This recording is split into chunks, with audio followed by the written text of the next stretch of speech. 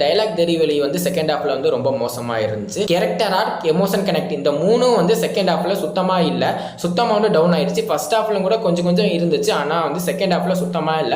இது மூணு இல்லாதங்காட்டி வந்து second half full and full வந்து ஏதோ சலிச்ச மூவி மாதிரி வந்து செகண்ட் ஹாஃப் இருந்துச்சு. ஆனா ஃபர்ஸ்ட் ஹாஃப் வந்து ஏதோ இருந்துச்சு பார்க்கலாம் ஃபர்ஸ்ட் ஹாஃப். ஆனா செகண்ட் ஹாஃப் வந்து ரொம்ப டல்லா இருந்துச்சு படம் ஃபுல் அண்ட் ஃபுல் வந்து. இந்த படத்துல வந்து ஸ்கிரீன் பிளே வந்து செகண்ட் ஹாஃப் வந்து கொஞ்சம் இன்னும் சூப்பரா வந்து பண்ணியிருக்கலாம். இந்த படத்துல குறிப்பா அசோக் செல்வனோட கேரக்டர் வந்து அவ்வளவு சூப்பரா டிசைன் பண்ணியிருந்தாங்க.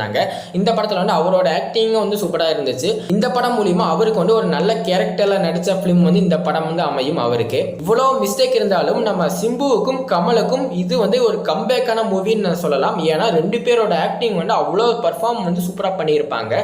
அடுத்து த்ரிஷாவோட ஆக்டிங்க்கு வரலாம். இவங்களோட ஆக்டிங் சூப்பராக இருந்தாலும் இவங்களோட கேரக்டர் டிசைன் வந்து இந்த படத்தில் வந்து ரொம்ப வேஸ்ட் பண்ணிட்டாங்க. இந்த படத்தோட கேரக்டரே வந்து வேஸ்ட் பண்ணிட்டாங்க நம்ம த்ரிஷாவை. ஏன்னா இந்த படத்தில் வந்து அப்படி வந்து த்ரிஷாவோட கேரக்டர்